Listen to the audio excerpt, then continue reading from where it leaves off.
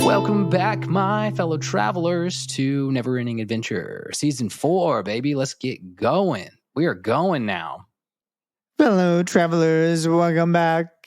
I am your other co-host, Russell Tindall. I'm sorry for that annoying voice. Hello, how's it going? Well, hey, we've got a great episode to talk about annoying voices on because we have Season 4, Episode 2, 5 Short Graybles with our most punchable of the episode, Cuber. No, he can't be your most punchable, really? He is my, dog. I have finished this show.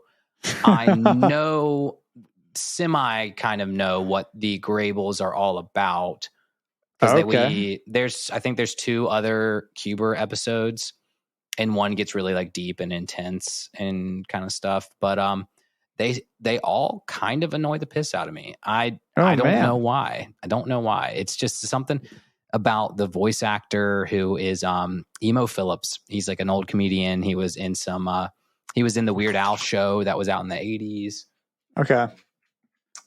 And he was a stand-up comedian. But like, Grayble labels all my labels. Why don't you suck on these nabbles? I don't know. It's just... it doesn't do anything for me. I don't really think I get the joke. I feel like there's something that I'm missing with Cuber. Yeah. Well, the big that's the funny thing. Blob of a man. I've finished the show, and I still don't necessarily understand the creative direction that, unless they were like, we've got like, my only thought could be that they wrote like little bits or little Adventure Time skits that would be like really funny SNL style Adventure Time things. And they just were like, how do we put those funny little like Post-it note stories into Adventure Time episodes? That's the only thing I can think about, you know? Yeah, some sort of a futuristic, all-knowing being. I don't know if he's all-knowing. I just know he has the hollow triangle thing that he uses to show us the clips, or the hollow pyramid viewer. Yeah, it's not anything all-powerful. No, he's just 5 stories from old, as if he's like way in the future. Yeah, well, he's got a little fireplace, and he's trying to make it look cozy. A fireplace full of crystals, which I've got another theoretically speaking about too. A hologram of the Earth with the big old chunk taken out of the side, because at least they are leading into consistency with like, this is definitely after the Mushroom Wars. He's got a bust of like George Washington, and then he has these stories that he's watching from the future about all of our favorite Adventure Time characters. Or from the past. So the stories, he's watching them in the future, excuse me. Yeah. Well, you know, do you not charge your crystals in the fireplace, Ned? Is that the problem that you have with Cuber? Man, if we could have crystals that heated my home, I would love that. Oh, that'd be rad, right? Because I wouldn't have to pay George Power $130 a month. Does it offend you that Cuber is my sexy character of the episode? Oh, dude, that's so offensive. Jesus. He has that moment when he's like, did you get what the theme was? Let me give you a couple minutes. You can think about it. Just kind of pause your viewers now in your mind. And he does kissy lips in like a weird cocked hip motion. And I was like, I guess he's my sexy character. I don't know.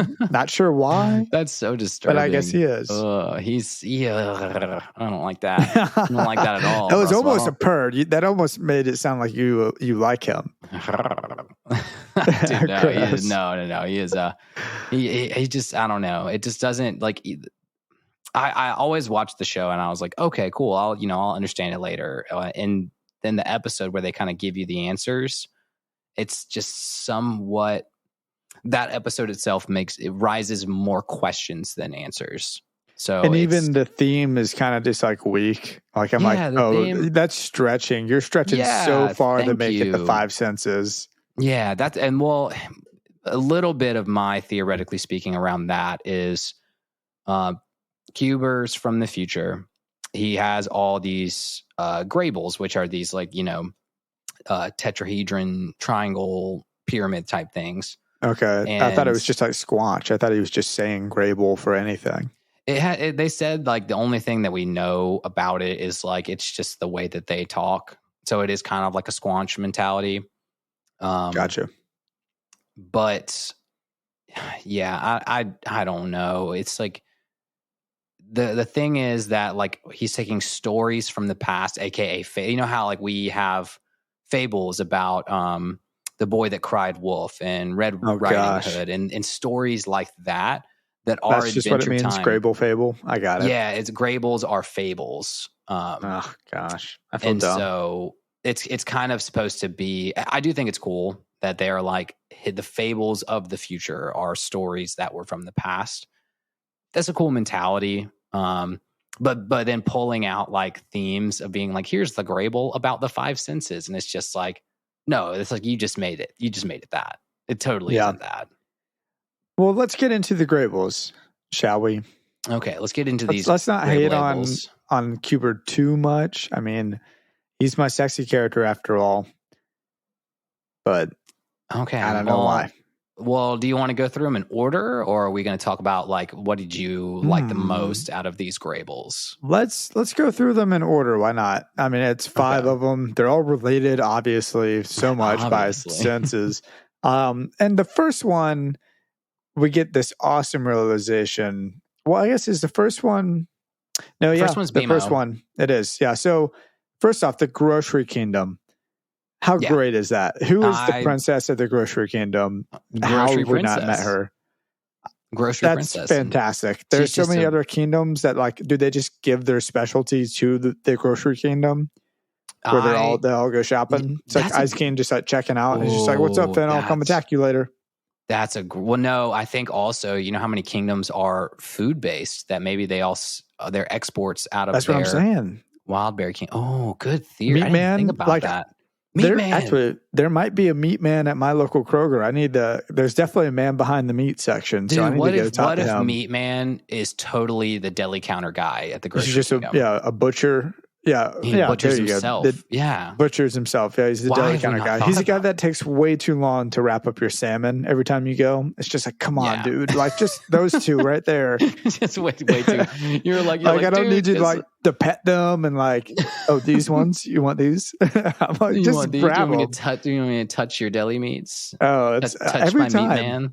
Meat Man. No, my Meat Man does that crap. Oh, gosh. It makes sense how Wildberry Kingdom, they can have so much. Remember how that episode, they had all the meat in there in the Meemaw episode? Yeah. That makes sense why they have meat in the Wildberry Kingdoms. They went to the Grocery Kingdom, picked it up. Maybe so. I love this. I love how this is my favorite tangent. Well, the Grocery Kingdom, that was the second best thing about this episode. The best thing about this episode, my lovelies and my tops are BMO and football. BMO and football, yes. Yeah, I love these two characters that we're introduced to. I mean, we're meeting football for the first time. I'm in, of course, this is my first time watching the show, so I had never seen football before. But he's like, he looks the same. Are there just a bunch of BMOs in the world? He looks the same as BMO does. There is a wonderful, I would say, I actually hated this concept. It's a reflection. It's just a reflection. No, because there's a really deep episode. Is it not a reflection? Football is not BMO? No. Well, yes and no. Okay. It is, and I'm trying to. I'm only pausing on this because I'm trying to think about how to do it without spoiler alerting anything here. This episode leads you to believe that there's not a deeper meaning. There is a deeper meaning. This episode does not lead you to believe, but you wonder. You're like, okay, like BMO is just crazy. Yeah. But in its essence, they do a really, really good job in a future episode. I think it's just called football. And I think it speaks to split personality disorder. Gotcha. And I think that this is really, really going on to the topic that BMO has a split personality disorder. Okay. Well, they certainly find out he does weird things when they're not around. Yes. But my runner-up tops of this episode was that scene because it's so funny to watch BMO do what Jake and Finn, like what BMO assumes is being a real boy, which is it's kind of morbid though, right? Like he sees himself as a real boy. He certainly sees himself as more than a robot. I mean, football asks, "Are you a robot?" BMO says, "Oh no, football. I'm a real living boy." Mm-hmm. And football says, "Teach me about being alive." And then BMO proceeds to brush his teeth, clean his face, and then pee. That's so more like all things that he doesn't do as a robot. Poor little BMO. How can you not feel sad for the dude? And there is an explanation about that, about BMO and BMO's mentality about being real and a robot. And it makes sense later. But yeah, it is absolutely at its face value. I wouldn't call it morbid. I would call it cute. Like, imitation is the best form of flattery. And so that BMO loves Jake and Finn so much that BMO just wants to be like them. I just hope he doesn't feel as though he's lesser than them because he's not alive technically. Well, I mean, I guess he is alive because he's like a very smart special. AI or something. Yeah, there's something special about BMO in the sense of sentience, and it's not just AI sentience. So, okay. Well, I love BMO, so whatever. Yeah, and that's why BMO's that's why BMO tends to grasp at that. BMO tends to grasp at humanity, I feel like, and being in touch with the human side of things, and not being just the machine that they play video games on. Even though I do think Jake and Finn at this point in time largely the role, largely only see BMO as that. But he is kind of, we've talked about it in the past and other seasons, he's kind of their roommate, their third roommate.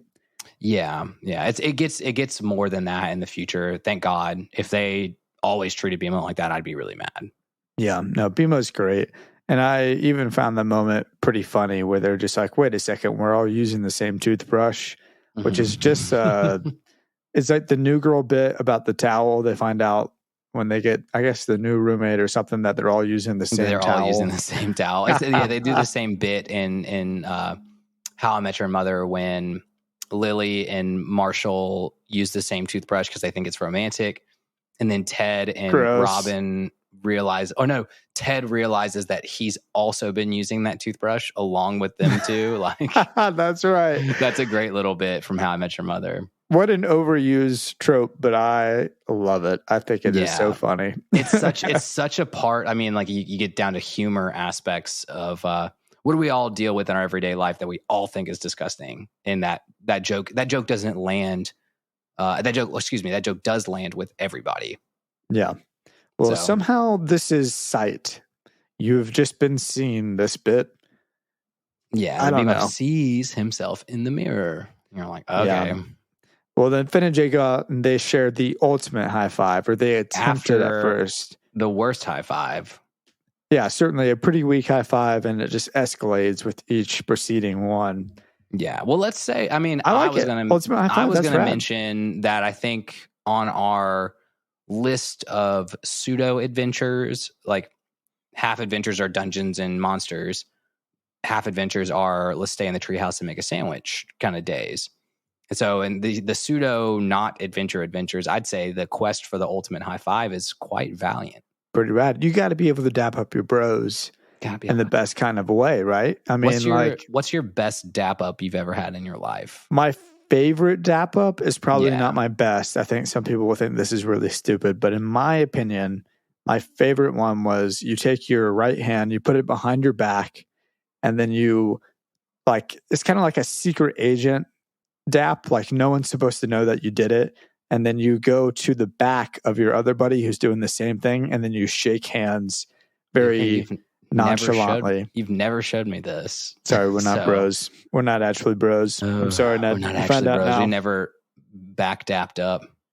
Bat dapped. Yeah, that's my favorite one because it's like you could do it in a room, and you know how the secret agents, they always sit at tables and not talk to each other. They're like drinking coffee and reading the paper. Oh yeah, talking. So it's like one of those things. Also, if you had a dollar bill in your hand and you kind of like exchanged it, it would be even better.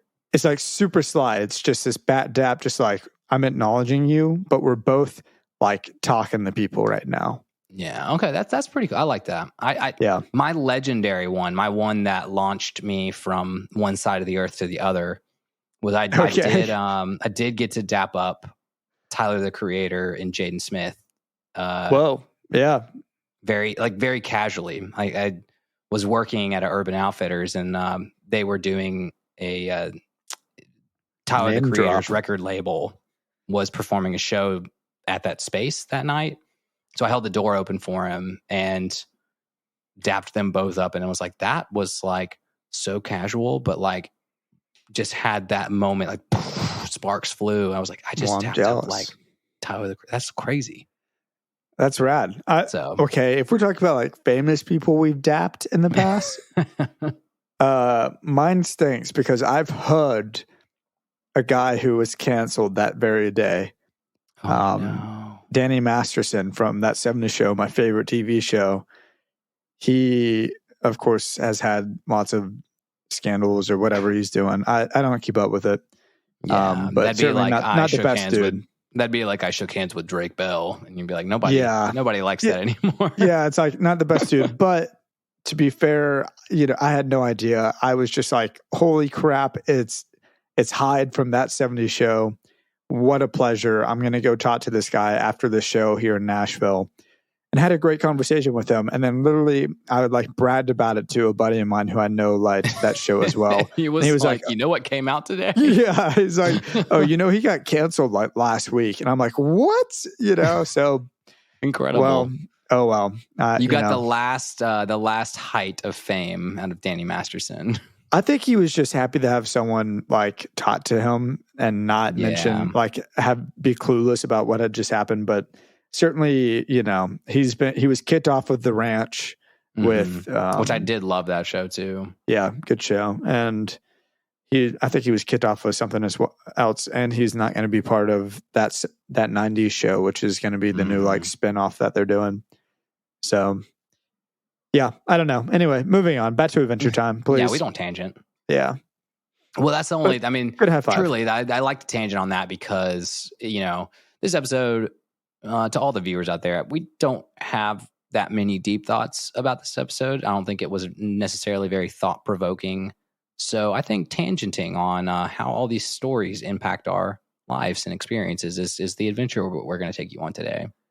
Touch. We've all been touched. All right, let's move on to Taste, which is Princess Bubblegum. And my most relatable character of this episode. Okay, I disagree because she smacks the water out of Peppermint Butler's hand. Butler. That pissed me the fuck off. Like it did. Well, that's what I'm saying. My most relatable character is Peppermint Butler. Oh, sorry. I thought you were saying it was PB. No, not a chance, dude. A glass of delicious, nourishing water for my lady. How many times have I been like, "Hey, you need to drink more water," and then, "Oh yeah, pour me water, whatever." Not a drop. Not a drop taken from it. I love it. There was a TikTok that just went viral this week of a guy who's just like, this is what it's like to be married. He's like about to sit on the couch. It's him in a wig, and he's sitting down as a wife, like texting away. He's like, okay, can I sit down? As soon as he sits down, the second he sits down, he goes, hey, can you get me a water? I would be happy. I would be happy to do that. And instead of being like, you're dehydrated, you have a headache because you're dehydrated, let me get you water. Oh, now you're going to get canceled Now I'm just complaining for mansplaining. No, I'm not. I'm just like, you have a headache. Let's get water. I'll be like, have you had any water to drink today? And the answer is no. And then I'll be like, okay, let me get you a glass. Yeah, so, this is very simple. So all in all, though, Butler is my most relatable character. Okay, I like that. I think that's very good. And I can say my lovely came out of this Grayble here. The Sandy? It's the cow. The cow is so good. The cow is my lovely of the episode because, first of all, voice acted just perfectly. And he was like, oh, she puts him in the thing, kisses him on the forehead, and he's like, oh, man. Oh, no. Oh, and she puts him through a NASA astronaut centrifuge and and to just get a block of cheese comes out of let's get that would be, first of all, that'd be an epic block of cheese. So I don't blame her in the pursuit of science for doing that. It just did not seem consensual. I don't think the cow necessarily agreed to this. But I can say that was probably better than getting your teeth suckled on by a fire wolf. Probably so. So that's gosh, cows in this show are having a rough go at it. It's both of those, and then the udders at the wilderness with the what I'm talking, the ugly udders with the full face on them.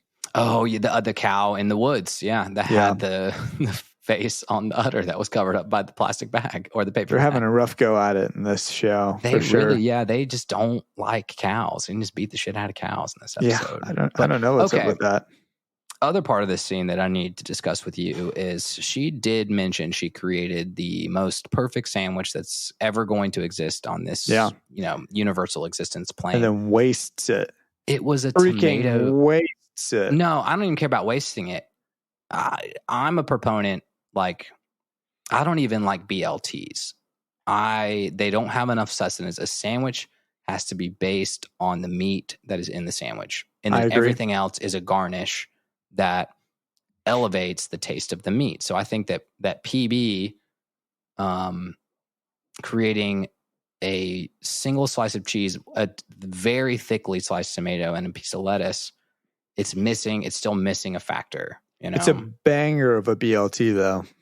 I mean, if they had done a scene where she had figured out how to do some bacon on there without it being super morbid, then I'd be all about this. The tomato surprised me because it was a little living squid creature in a red balloon that she put into like a Willy Wonka television. So that was supposed to be a little bit more like the movie The Fly. In The Fly, like when they are doing they're teleporting a dude from one place to the other, and a fly flies in the machine, and that's why he comes out the other side, and their atoms have mangled. So that's kind of the inspiration for that. Wow, that poor little squid. But I do love her moment when she goes, Jingo Jango. I was like, oh, that's a cool little catchphrase. Let's bring that one back at some point. I think this scene had the most like call outs of any scene from all the Graybles. Is that the tomato was a reference from The Fly with an octopus in a balloon, but I do think that I've got a problem with the bread dough. Yes. Yeah. Because she uses magic to make it rise. I don't think it's really magic, dog. Do you think that she's just like having a spectacle about it? No, I think she's quote unquote magically raising that bread dough. Like it's just but she already put some like chemicals and stuff in it or for sure. like that. I think she's just kind of like making fun of magic in that scene. Okay. I mean, that makes more sense because it did bug me a lot when I was like, how much she just shits on magic the rest of the show. Like she'll be like, magic's not real. Everything's explained by science, blah, blah, blah, blah, blah. And that she's out there doing spells to raise bread. I was like, so if she wasn't joking around, it is super hypocritical. Yeah. It was a cute look though. Not my sexy character, but now that I'm thinking about PB it. as a witch? The witch hat? Nah, I'm good. I don't need it to be my sexy character. Yeah. No. You already said Cuber was your sexy character. You can't backtrack. Oh, you're right. He is my sexy character. Not the Cuber. What a guy Cuber is. No, but they do some cool things. I mean, I like the karate chop, I think, by Peppermint Butler was my second favorite moment. Karate chop. It was intense. And then, of course, they played baseball with the lettuce, which is another fun little thing. But then she just totally wastes that sandwich on cinnamon bun. Yeah, well, like why him of all people? Yeah, it's funny. You think that would have almost been something that she who in the Adventure Time universe is the ultimate sandwich expert? It's Jake. Yeah, like she would have called in Jake and been like, Jake, I need your expertise on my sandwich. And Ninja Sex Party has a song called "The Ultimate Sandwich," and I highly encourage everybody to go listen to that song. They're a comedy rock group, in case you don't know of Ninja Sex Party. I think I mentioned them on the last episode. You did. Yeah, Danny, don't you know? But the Ultimate Sandwich is very funny. I'm not even going to try and quote it. So check it out if you want to. But yes, check it out. He would be who I would call for the Ultimate Sandwich. Danny. Okay, so if you made an Ultimate Sandwich, you'd be like, is this what you were singing about? Yeah, for sure. Yeah, that's a good one. And then the atomizing the cheese was kind of cool. It was pretty cool. Yeah. Now and I cutting really the bread wanted too with the lasers. the crystal laser thing was pretty cool. Pretty rad. So I'd say if we had just figured out a way to get some pastrami onto that sandwich, I'd be all about it. But yeah, we do have Django. There's a later episode about Jake's. Jake creates the perfect sandwich, and then Magic Man steals it, and that is gonna. If there was a ranking on Magic food, Man. Nice. It's BMO's sentient sandwich, then Jake's ultimate sandwich are top tier foods in the show. Cool. But before we get into our next Grayble, I think we do need to take a breather. Yeah, let's do it. Are you tired of that stink in your house? Do you have 17 penguins laying around just doing nothing all day? Do you feed them too many fish that have nice stinky toots coming out? Then you need to purchase today Gunter's special Stinky Booty Nasty Jazz B.O. Be Gone, because it's the kind of spray that will freshen your penguins up on a daily basis. That's right. It'll make everything better. Everything smell better in your house. That includes your armpits, your dog's armpits, your girlfriend's armpits, your sink's armpits, and even your toilet's armpits. So come on down, get your Nasty Booty, BMO's, Butt Plugger, Gunter's B.O. Be Gone today. Because a world without stink is a better world. Okay, guys, that might be one of the worst ads we've ever done before. I don't think so. I think it's the best. My name's Rusty T, and I put my stamp of approval on that message.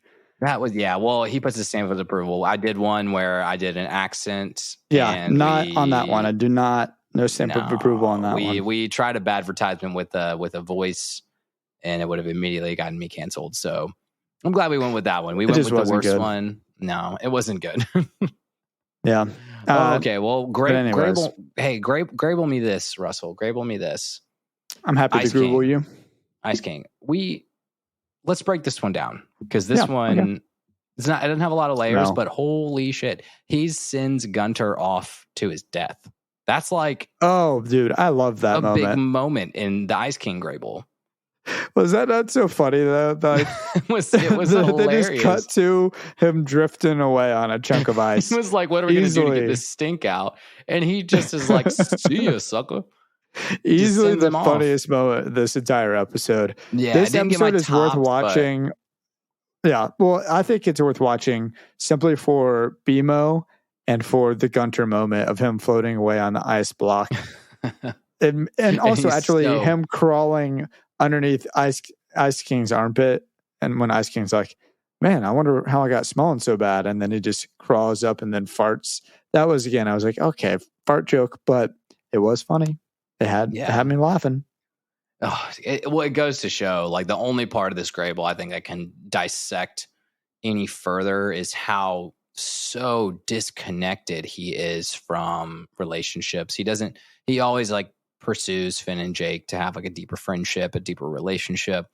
And he's got all these penguins around that are like, I don't know, pretty smart for the most part. Like they can wash his naked body. They can be his friends.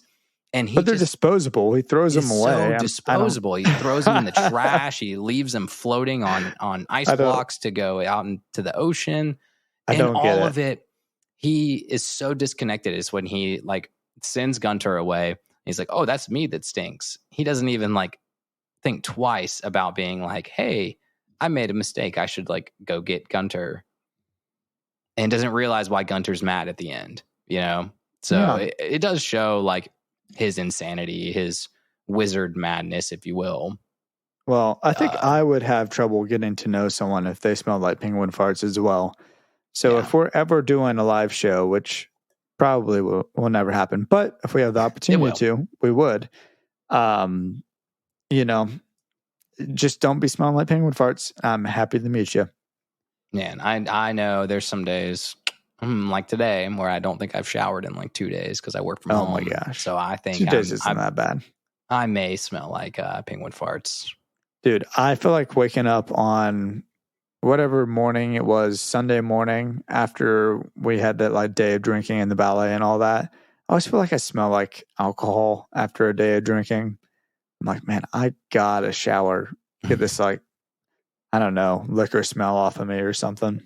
Do you not feel that way? I don't know. Not after drinking per se. Okay. It's a lot with me whenever I have like just bad poop days. Okay. I'm like, oh my God, yeah. Bad poop days are bad. Bad poop days are bad. That's when I'm most penguin stinky. Well, regardless, I think we should move on to the talent show. Our last and final Grayble that brings it all together is I guess what this one was hearing because she heard the sound. Song. The only one that included sound in the entire episode. No, I'm just kidding. yeah. I guess no because she's sound. saying, I don't BMO know, man. heard football in the mirror. Well, Peppermint Butler is hosting a talent show, and LSP has one bad song. I'm glad she was not part of what was missing because I don't think she could have added anything to it. You don't like the my lumps? You want to slump up on these lumps? No, man, I don't want to slump up on those lumps. I thought that Did you like it? You appreciated it? I appreciated it because weirdly enough, after all these years of Adventure Time, I think I'm appreciating all the LSP moments a lot more. So she was your lovely of last season. So she was my lovely of last season. They had some great LSP episodes last season. I can say that. But no, I didn't hate the song. I hated when the Candy people sang the song. That's for sure. Oh, that's okay. You didn't like when it was stolen from her. No, okay. Did you notice that the weird candy? I have no idea what candy. Chocolate eclair maybe. She had a shirt that said Moon Daddy on it. Did it really? Yeah. Do you know what that means at all? Moon or was Daddy. that the name of their group? Maybe. Should we look that up on Urban Dictionary? Good luck with that. Oh, really? What's it mean? Does it actually mean something? No, I don't know. I just was like so confused. I was like, this is like such a random moment in a random episode of 5 Short Graybles. And of the Candy people that got up on stage, they made a very obvious point of her t-shirt having Moon Daddy on it. So I really hope it's just like an animator on the show was like, oh, this is what people call me or something like that. Yeah. You know, like an ode to like somebody in his life. It's like, oh, like they call me the Moon Daddy. Like, oh, hey, Moon Daddy on Urban Dictionary isn't too bad. Love of my life, my goddess, perfection, my reason for existing. The sentence is, Moon Daddy is a blessing from above. The most gorgeous, caring, sweet, sexiest person on the planet. Okay. Man, I wish my Moon Daddy man, I wish my Moon Daddy would notice me. Notice me, senpai. Oh gosh. Okay, yeah. You read too far. You read too far on that one. I wanted to keep scrolling, but that was the only definition of it. Oh wow. It started out pretty innocent and then got a little dark right afterwards. Notice me, senpai. Oh God. You've seen that, right? You've seen that clip. Let's not talk about like TikTok clips or whatever, but no, it's an old YouTube video. Okay, so let's just call it the Candy People's group. They wanted their group to be called Moon Daddy, I guess. So okay, let's just call it that. But LSP finds a hidden talent, so that's kind of cool. At the expense of Wildberry Princess and Marshmallow Man and Donut Boy. So yeah, throwing basketballs at their faces and scoring them, like swishing them. Yeah, well, you know what? At the end of the day, she was so happy to get up on stage and sing her lump song. And she has had so many moments through season 3 where she didn't have a win. She's eating beans in the woods. She's breaking up with Brad. Like, it's kind of nice for her to have a win. For a half second. For half a second before she loses to Finn and Jake. But Finn and Jake come in with that high five full circle from the beginning of this episode. Again, Adventure Time's doing a really good job doing full circle episodes. Even on a bad episode, yeah. That was pretty sweet. I did appreciate that for sure. I appreciated them having, as soon as it happened, it was in the background of Ice King and the background of the other Graybles. It kind of like was that circular, like this is all happening at the same time. Yeah, they kept flying past. That was great. I don't know, man. It was cute. It was a cute episode. I didn't like feel like this episode was bad in any way. It just was unexciting, I guess. Yeah. Well, we especially dissecting the show as much as we do and trying to find deeper episodes, and then coming off of Hot to the Touch, it's hard to follow up on that one. Yeah. Same with when season 3 started, and we ended with like Mortal Folly and Mortal Recoil, and then we went straight to Conquest of Cuteness. Conquest of Cuteness is not a bad episode at all.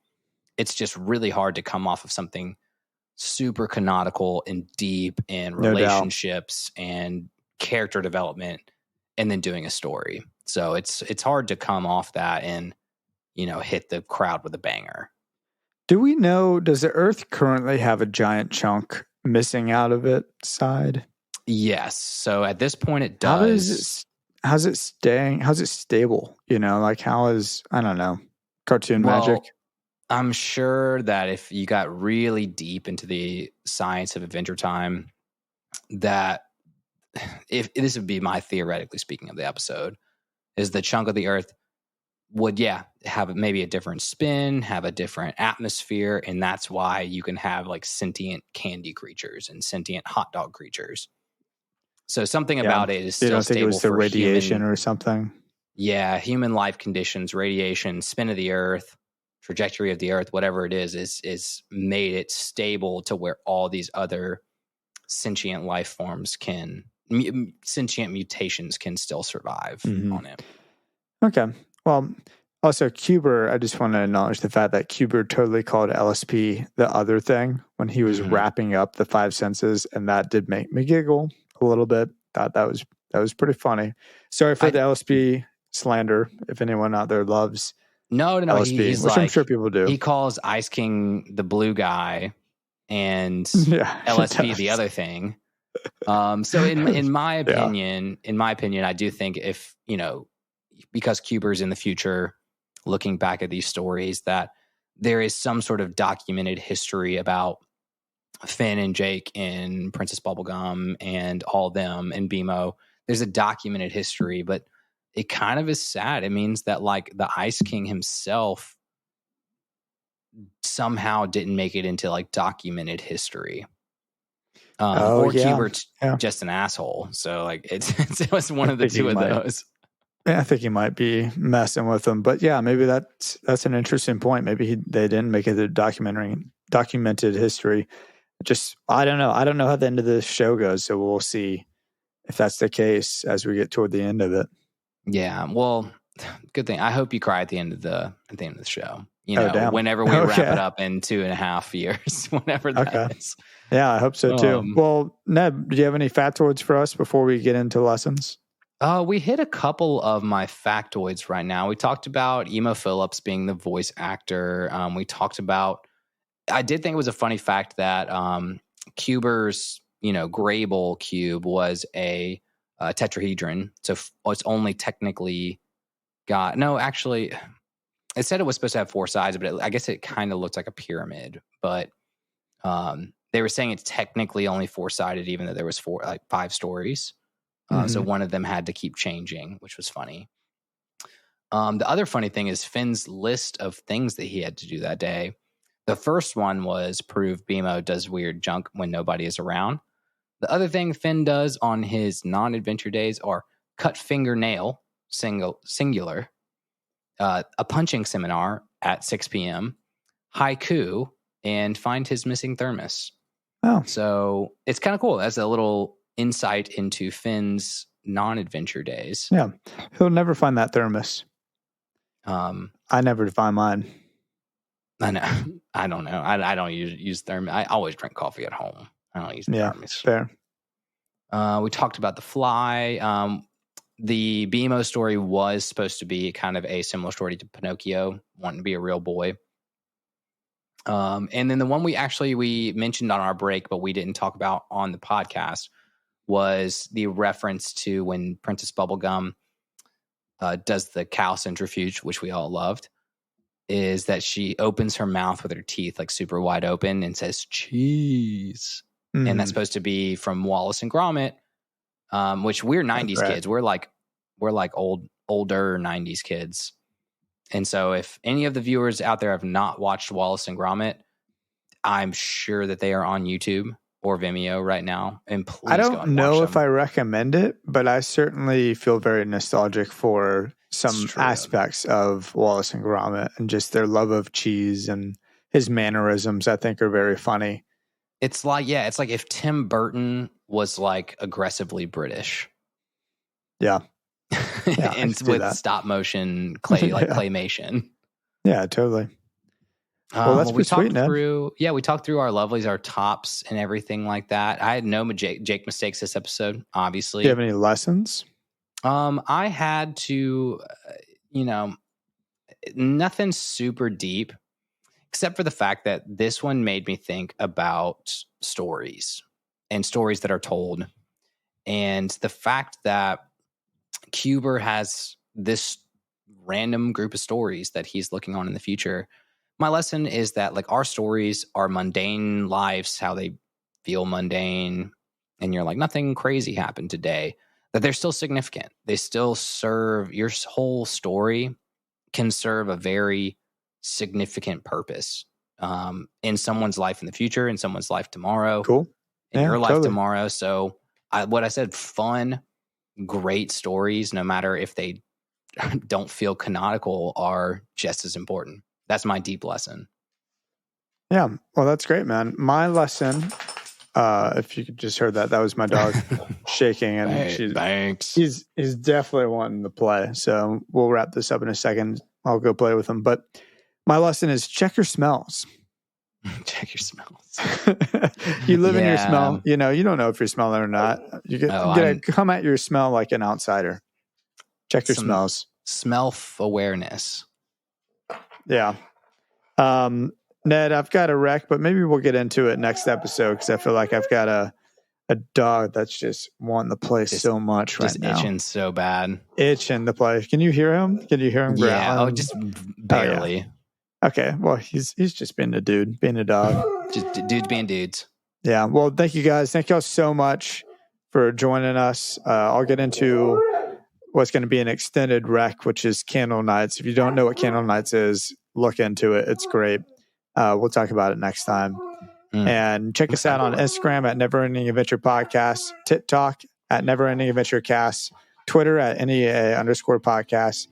Email us your thoughts, your opinions at NEA.travelerslog@gmail.com. And man, we'll see y'all next Tuesday. We'll see y'all next year. Party forever. This is already the next year. Love you guys.